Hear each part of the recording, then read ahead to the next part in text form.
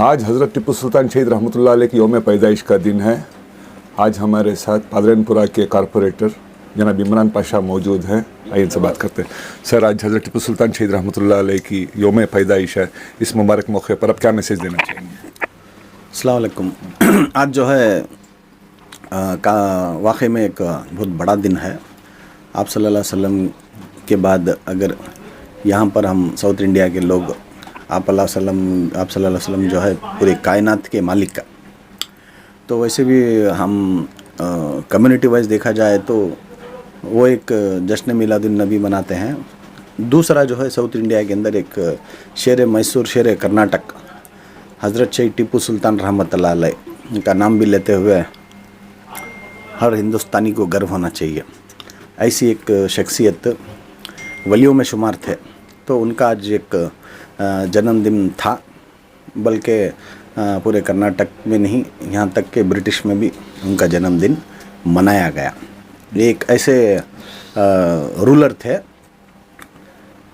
जो ब्रिटिशर्स को डिफीट किए। ब्रिटिशर्स के ऊपर जो ब्रिटिशर्स के जो उस वक्त जो उनके एम्परर्स, जो उनकी जो सोच, उनके जो सोच विचार और उनके जो भी उनकी सेना थी, पूरी सेना के ऊपर सवार होकर अल्हम्दुलिल्लाह इंसानियत के लिए उन्होंने अपने आप को ही नहीं बल्कि अपने औलाद को भी गिरवी रख दिया। सर, आज समर पैलेस में वटाल नागराज इनाग्रेशन करते उन्होंने कहा कि बदकिस्मती की बात है कि कांग्रेस, जेडीएस, बीजेपी कोई भी टिप्पू जयंती नहीं मना रही है, सिर्फ जो आम लोग हैं वही मना रहे हैं। नहीं, किसके मनाने से ना मनाने से हमारे दिलों से शहीद टिप्पू सुल्तान रहमतुल्लाह अलैह की चाहत कोई माइक का लाल और किसी के बाप में भी वो क़ुव्वत नहीं है जो हमारे दिल से मिटा दे। वो सामने वाले की मर्ज़ी है, चाहे वो कोई भी हो। अल्हम्दुलिल्लाह हज़रत शहीद के चाहने वाले, बोला ना मैं, बेंगलुरु में ही नहीं बल्कि पूरे हिंदुस्तान और यहाँ तक के ब्रिटिश में भी है। ब्रिटेन्स, वहाँ पर भी शहीद टिप्पू सुल्तान रहमतुल्लाह अलैह का जन्मदिन मनाया गया है और हर साल मनाया जाता है। और मैं बोल रहा था उनको डिफीट किए सो। सर, एक बदकिस्मती की बात ये भी है कि हमने देखा कि पिछले 70 साल का पॉलिटिक्स अगर हम देखें, सिर्फ 2014 के बाद भाजपा ही है, अदरवाइज पूरे सेकुलर पार्टियों ने कर्नाटका में रूल किया है। लेकिन हम बदकिस्मती की बात है कि ना हज़रत टिप्पू सुल्तान शहीद रहमतुल्लाह अलैह के नाम पे कोई ना एयरपोर्ट रखा गया, ना बस स्टैंड रखा गया, ना विधानसौधा के सामने का स्टैचू रखा। कम अज़ कम इतने 70 साल में एक हज़रत टिप्पू सुल्तान ने एक टिप्पू की यूनिवर्सिटी तक ओपन नहीं कर सकी, भले वो कांग्रेस हो या जेडीएस हो। नहीं, नेशनल लेवल पर तो कांग्रेस थी, स्टेट लेवल में जेडीएस आई, कुछ दिन तक कांग्रेस के साथ रही, फिर आपसी डिफरेंसेस की वजह से ख़त्म हो गई कांग्रेस और जेडीएस। जब ये टिप्पू यूनिवर्सिटी बनाना बोलकर बहुत सारे लोग बेंगलुरु, कर्नाटक से बहुत सारे लोग आवाज़ उठाए और उनमें हम भी शामिल थे। हमारे से जो हो सका हम भी किए, टिप्पू इंटरनेशनल एयरपोर्ट बनाना बोल के। लेकिन वो कुछ आपको तो पता है, उस वजह से शायद बहुत सारे लोग समझ सकते हैं, तो वो वजह से टिप्पू सुल्तान इंटरनेशनल एयरपोर्ट बोल के नाम नहीं रखा गया। और बल्कि एयरपोर्ट ही नहीं, बहुत सारी चीज़ों को रिकमेंड किए थे। लेकिन बहुत बड़े गर्व के साथ मैं एक चीज़ आपको बताना चाहता हूँ। क्या करके बोले तो पूरे बेंगलुरु शहर के अंदर अल्लाह की मेहरबानी, जब हमारे वालिद साहब बीबीएमपी के चेयरमैन थे, कारपोरेटर थे, बीबीएमपी काउंसिल हॉल में, बीबीएमपी चेयरमैन ऑफिस में वाहिद शख्सियत हज़रत शहीद टिप्पू सुल्तान की तस्वीर लगाए। हुकूमत कर्नाटक और जनता दल की गवर्नमेंट में, और हमारे इलाके के अंदर उस वक्त टिप्पू लाइब्रेरी बनाए, टिप्पू जिम बनाए, टिप्पू चौक्स बनाए, टिप्पू सर्कल्स बनाए। तो ऐसे बहुत सारे जो कारनामे, बहुत सारे जो हज़रत शहीद टिप्पू सुल्तान रहमतुल्लाह अलैह की मोहब्बत में जो उनसे हो सका वो किए हमारे बड़े आरिफ पाशा, फ़ारूक पाशा। और इंशाअल्लाह आइंदा दिनों में जब अल्लाह चाहेगा तो हमारे से भी छोटे मोटे काम तो अल्लाह ताला ले रहे हैं, और आगे चलकर भी इंशाअल्लाह जो भी हमारे से हो सकेगा अल्हम्दुलिल्लाह हम वो करने के लिए तैयार हैं। सर, जिस तरह से जेडीएस प्रोपेगेंडा कर रही है, माइनॉरिटी का सपोर्ट, असली सपोर्ट की बात जो करती है, आइंदा 2023 के चुनाव में अगर किसी भी हाल में अगर आपकी जेडीएस पार्टी अगर इख्तिदार में आती है, अगर कुमारस्वामी सीएम बनते हैं, तो क्या हम ये उम्मीद कर सकते हैं कि आप नौजवान, इतनी मोहब्बत है आपको शहीद के साथ, तो हम ये उम्मीद कर सकते हैं कि एक स्टैचू हज़रत टिप्पू सुल्तान का, यूनिवर्सिटी इस तरह कुछ कायम करेंगे?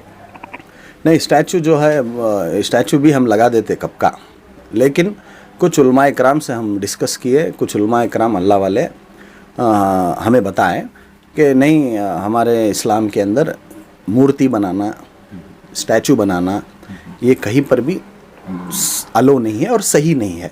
तो इसके लिए तस्वीर भी नहीं चलती, लेकिन कुछ लोग नौजवान चाहत में, मोहब्बत में तस्वीरें रखकर जयंती करके मना लेते हैं। जयंती भी मनाना ज़रूरी नहीं है, बस उनकी एक मोहब्बत में वो आज का वो दिन है कि उनको याद करके एक उनको सलामी भेजते हैं और उनके लिए दुआ करते हैं, और उनके नाम से मिठाई, खाना वाना खिलाना, जश्न मनाए जैसा मनाते हैं। और उनके हक़ में अल्लाह ताला जो है वो तो जन्नत के आला दर्जी है, तो उनके लिए हम दुआ करना ये कौन सी भी बड़ी बात नहीं। लेकिन फिर भी हमारे दिल से दुआ निकलती है कि ऐसी शख्सियत उस वक्त उस दौर रह चुके, तो आज के दौर में कि अल्लाह ताला ऐसी शख्सियतों को देखने के लिए हाईली इम्पॉसिबल। सर, मेरा आखिरी सवाल आपसे, हज़रत टिप्पू सुल्तान शहीद रहमतुल्लाह की ज़िंदगी को, नज़रिए को अगर हम देखें, इस रेफरेंस में आज के जो नौजवान हैं, नौजवान पीढ़ी, जो आज के बच्चे, इनको आप क्या मैसेज देना चाहेंगे? मैं तमाम नौजवानों से गुजारिश करता हूँ कि आप अपने माँ बाप की इज़्ज़त करो, बड़ों छोटों की इज़्ज़त करो, और अपने रिश्तेदार की इज़्ज़त करो, अपने अड़ोस पड़ोसियों के साथ अच्छा तालमेल रखो, और किसी से भी हो आप ये इंतज़ार ना करो कि आगे वाला आपको सलाम करे।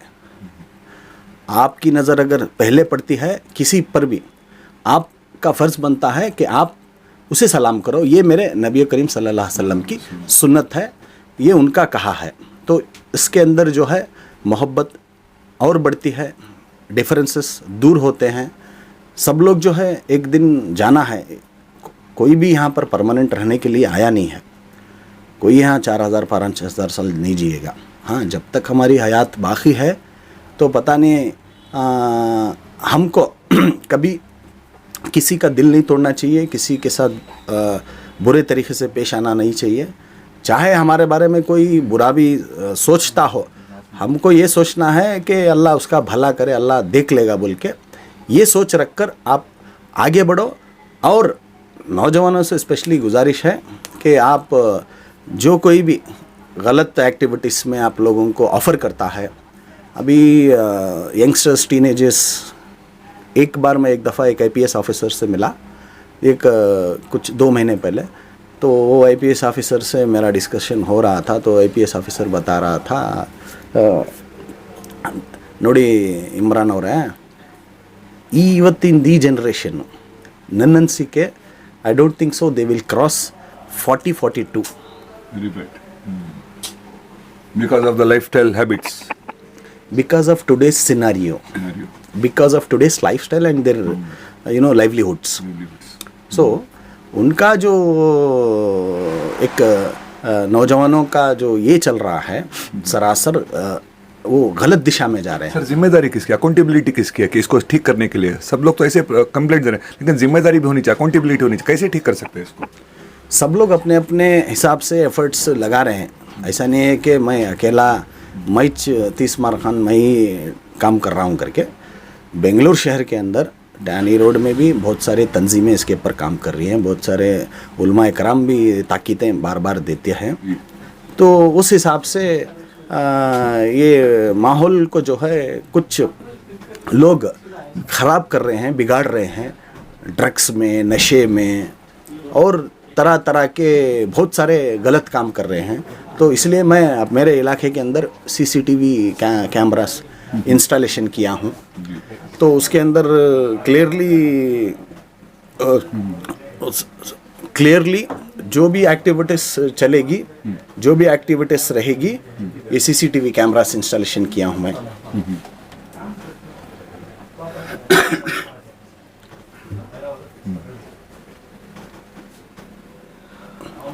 जी जो भी इलीगल एक्टिविटीज़ रहेगी, जो भी गलत करता रहेगा, तो अगर हमारी नज़र में आता है तो उसे हम पूरी कोशिश करेंगे रोकने के लिए, और जितना हो सका वो हम कराते आए हैं। और सबसे पहले गोरीपाड़े के अंदर उस वक्त जब डीसीपी निसार अहमद साहब थे, संगम सर्कल में क्या वो कौन सा हुआ, वो क्या बोलते ना, क्या स्पिट क्या की नहीं वो पत्ते खेलती ना, रम्मी रम्मी की डम्मी की रम्मी वो रम्मी क्या की स्पिट खेलती हैं, वो एक रम्मी क्लब था। सबसे पहले हमारा बाप, बहुत जने को मालूम है या नहीं मालूम नहीं, अभी भी हमारे निसार अहमद साहब जिंदा हैं, आप लोग जाको पूछ सकती। वो रम्मी क्लब जो है बंद कराने वाले हमारे वालिद आरिफ पाशा साहब। ऐसा एक नहीं कहते कि इलीगल एक्टिविटीज़ करने की चीज़ों के ऊपर रोक लगा को, उसके वास्ते स्टॉप करा को, बहुत सारे मामलात में आगे चल को खड़ को काम कर को हैं। तो अल्हम्दुलिल्लाह ये रम्मी क्लब का रहा। और शाफी मस्जिद मालूम नहीं, फर्स्ट क्लास है, गोरीपाड़ा जी, पुलिस स्टेशन के सामने शाफी मस्जिद ज़रा सामने है, तो फर्स्ट क्लास कर को है। तो वहाँ शाफी मस्जिद के सामने तुम ना एक वाइन शॉप थी, दारू की दुकान, मस्जिद के सामने। अल्लाह की मेहरबानी, वो वाइन शॉप उठाने वाले हमारे वालिद आरिफ पाशा साहब। तो इंशाल्लाह जो हमारा ऐसे मोहल्ले की बहबूदी के लिए, नौजवानों की सेफ्टी के लिए और हमारे महाबाना इलाके के उनकी सेफ्टी के लिए सीसीटीवी कैमरास इंस्टॉलेशन कर को हूँ, कंप्लीट वार्ड में कर को हूँ, गोरीपाड़ा में, पादरैनपुरा कंप्लीट वार्ड। उसका डिटेल्स देता हूँ। सर एक लास्ट आखिरी सवाल और मोस्ट इम्पॉर्टेंट, क्योंकि आप जब बीबीएमपी में आप कॉर्पोरेटर थे तो आप एजुकेशन कमेटी के स्टैंडिंग चेयरमैन भी रहे हैं, और आपके वार्ड में आप अपने सरफेखा से स्कूल सब बना रहे हैं। Last question, how important is education for today's women? Women and men both education is important. So आपका क्वेश्चन है for women, so let us come on women only first. तो you educate a man, you educate a woman, it is something like you are educating a generations. Absolutely. Is it? Absolutely. तो हमेशा कोई भी एक family के बच्चे अच्छे पढ़कर, नाम कमाकर, कुछ भी एक अच्छे पोजीशंस कुछ भी वो हासिल किए हैं, तो उसके पीछे हमेशा जो है वो एक औरत का ही हाथ रहा है। अब वो औरत कौन है? वो औरत जो है माँ है। माँ का जो है बहुत बड़ा रोल रहता है बच्चों को अच्छी तरबियत देने के लिए, बच्चों को अच्छी दिशा दिखाने के लिए, पढ़ाई में लिखाई में उसको डेवलप करने के लिए, उसको अच्छाई और बुराई का डिफरेंसेस बताने के लिए। तो एग्जाम्पल्स तो बहुत हैं, मैं किसी दिन देता हूँ। हमारे आवाम को ये बात तो आम है कि आवाम समझ जाएगी माँ का कितना बड़ा रोल रहता है कि बच्चों को पढ़ा लिखा कर एजुकेशन देने के लिए। तो मैं एक स्मॉल एग्जाम्पल, तो मेरा एजुकेशन के लिए भी हमारे वालिदा का बहुत बड़ा हाथ रहा। तो जो कुछ भी मैं पढ़ा लिखा हूँ, पहले तो वो अल्लाह, हमारे वालिद साहब नहीं चाहते थे वो दूसरी स्कूल डालना करके उर्दू स्कूल जमा देना, क्योंकि वो सारे हमारे वालिद और वालिद साहब के दोस्त सब मिलकर उनके बच्चों को उर्दू स्कूल जमा दिए थे। इरफान, मेरी फैमिली के जितने भी उमर, शब्बीर और हमारे असलम और हमारे जितने भी हमारे मुनीर साहब के बेटे, तमाम friend circle, Arif Pasha, Farooq Pasha associates, वो सब मिलकर एक स्कूल बनाए थे, उर्दू स्कूल। उस वक्त सरकार से लड़कर लिए थे, तो उसमें डाल दिए। तो मुझे भी लेके जाके वहाँ डाल दिए। मैं सेकेंड स्टैंडर्ड तक इधर यहाँ था जाली में, तो नालबंदवाड़ी में, तो वहाँ पर CMA स्कूल जा रहा था फर्स्ट स्टैंडर्ड तक, तो मुझे भी लेके आके उर्दू स्कूल में डाल दिया। फिर हमारे वालिदा उनकी बदौलत वो हमारे वालिद से लड़कर मुझे सेकेंड क्लास JMES में जवाहर मेमोरियल इंग्लिश स्कूल में दाखिला दिलाई। तो मैं एक स्मॉल एग्जांपल हूँ। तो हर किसी को, चाहे मुझे कोई भी सुनता हो, स्पेशली औरतें, आपके ऊपर बड़ी जिम्मेदारी होती है। जो घर के अंदर कमाने वाला होता है, वो जो है हस्बैंड, बाप, तो उनकी रिस्पॉन्सिबिलिटी अलग रहती है। घर चलाना है, फैमिली चलाना है, सारे चीज़ों का ख्याल रखना है। तो वो उतना वक्त नहीं दे सकता जितना कि माँ देती है। तो वुमन पावर, इसको बोलते हैं वुमन पावर। वो चाहे तो कुछ भी कर सकती है। Thank you. ये थे पादरैनपुरा के एक्स कॉरपोरेटर जनाब इमरान पाशा साहब, जो कह रहे थे कि इंसान की ज़िंदगी उस तक नहीं बदलती जब तक वो खुद बदलना नहीं चाहता। बखिया खबरों के लिए जुड़े रहिए बेंगलुरु अखबार के साथ। मैं हूँ आपके साथ अशफाक अहमद सिद्दीकी।